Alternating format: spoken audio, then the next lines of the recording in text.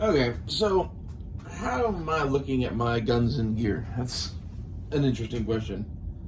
I'm looking at this like I am your captain, and all of you who are following me are my army of orcs or goblins or elves or whatever it is you want to be. I don't really care. Something gay. And I'm hoping that you copy what I'm doing. And that's why everything that I do on this channel, I'm not doing, the whiz bang high speed $1,000 version of something for the most part. If I do switch to something like that, it's because there is no good version of it cheap.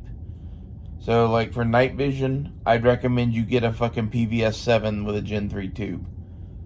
There's no thing that does that other than a PVS 14, which is the same shit, or dual tubes, which is more expensive. That's, everything for this is kind of like, I'm thinking about this all really carefully as I do it and making purchases slowly and only buying kind of cheaper shit. So I'm going to end up with an end product that is baller on a budget, kind of. And basically, if I had to equip an army of thousands, it's what I would buy. That's what you're looking at. If I was buying gear for all of you, this is what I would get you. It's very clear to me that, like, yeah, we could do high-end shit. I don't have an issue with high-end gear, really. I might even save up and buy a fucking Aimpoint or EOTech for fucking Loki. The more I think about that gun, I go back and forth on whether or not that gun is going to stay as it is. But I always kind of want it to be my Africa gun. So I think it's going to probably stay much as she is.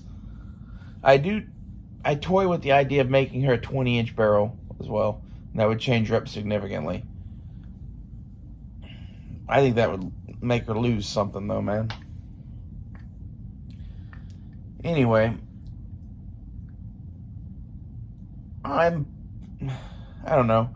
I'm nobody, really. I'm a dumbass civilian that was raised by a Marine Corps officer watching Red Dawn to form militia units. So, Grandpa, that's, in the no-win scenario that they've provided us, this YouTube channel is my fucking answer to their no-win scenario.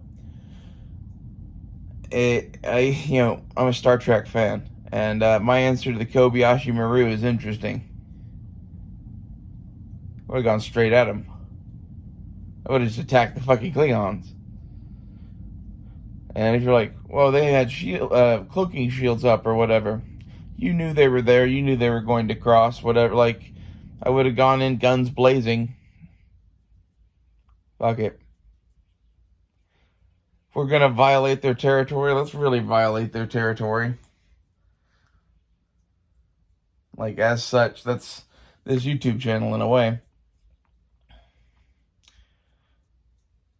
Just training you all openly on the internet.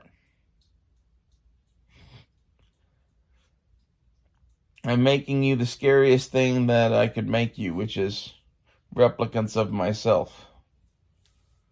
To train other people to go do whatever it is you want to do. I would encourage you to be better than I am. But, like, at the same time, the level of fucking hate I have in my heart for the federal government is pretty severe.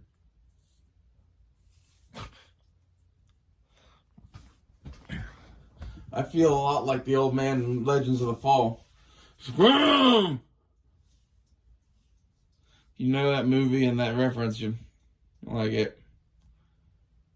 Screw the government.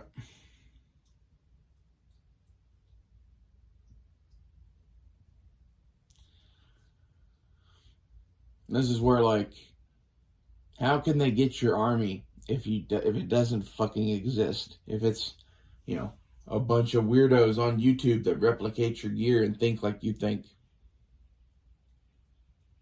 Buy your book and whatever. Like, I really need to write some books. I'm trying to decide which book I want to really put effort into first. And that's why we keep kind of like talking about books so much. I think the Musashi one is the fucking way. Like, I'm gonna make Hojitsu a modern take on it. It's my take on it. It's gonna be an interesting book with chapters on weapons and shit, but chapters on shooting too, and like, I don't know. We might even have whole chapters dedicated to people I learned shit from and what I learned from them. Because, like, I think that's some important shit.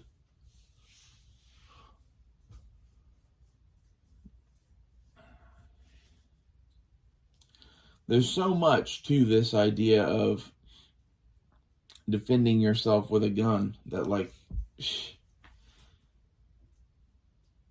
in reality, if you really want to study this, you could make a lifetime of it or whatever, or you could just decide, hey, I'm gonna go buy a fucking 14.5 AR-15 with a red dot and a Glock, and you'd be pretty well off.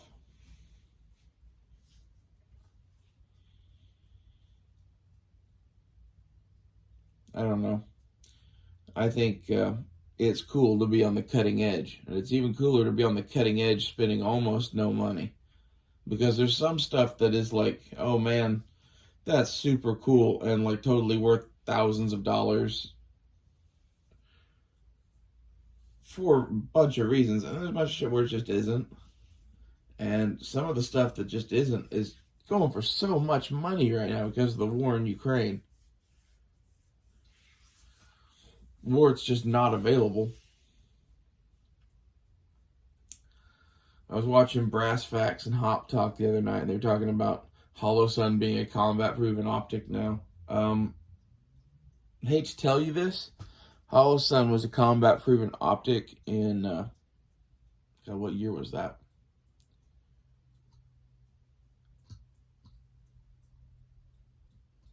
Trying to think. Would have been 2016. Yeah. Holosun was a combat-proven optic in 2016. It's one of those, like, I know. I was there. I was using the Holosun. It worked for me. Can't really say too much more about that, but, like,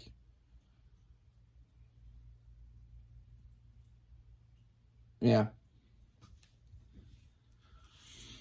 Holosuns work. Holosuns have been working for a long time now. When I got a Holosun 503G, I think it was, I sold my Aimpoint and bought 2 or 3 more Holosuns. That's the nature that I think of Holosun. It's not, the greatest optic in the world, but, I haven't run them under night vision recently, so don't hold me to that. But I ran them under night vision when I made that decision and couldn't tell a difference. So, anyway, this was supposed to be a short one, and we're coming up on 10 minutes. But I'd like to provide a service here, much as Nothing Fancy did to me, to where I can cut through a lot of the bullshit and just go, hey man, this is what you should buy. And like, I'm hoping to do a better, cooler version of that than Nothing Fancy. Because honestly, I like Nothing Fancy's shit quite a bit, but he is a fucking nerd.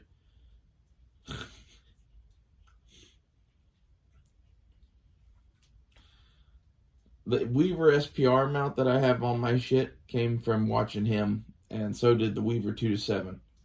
And that shit is some of the best budget gear I ever bought. Okay? And like, there's other people you should watch about budget gear too. Maybe we should mention that if you're wanting to find out more shit about budget gear in particular. I would watch Never Enough Ammo, believe it or not. He, as far as budget guns goes, he preaches some pretty good shit. And then Nothing Fancy, I enjoy. Risky Christie is probably the best that you could watch right now besides me. And like, this is why I keep pimping his shit and I keep saying hi to him and shit. And like, we both are the obvious federal agents fucking YouTubes right now. And I'm actually not. That's the funny part to me. And like, I think he's actually not also. I think we're both just crazy people who have decided to say fuck it. So watch Risky Christie too. Other than that, there's like a bunch of budget gear channels out there, but fuck, I couldn't recommend just one or two. If you watch Never Enough Ammo long enough, he'll mention other people to watch. I'll see you guys later.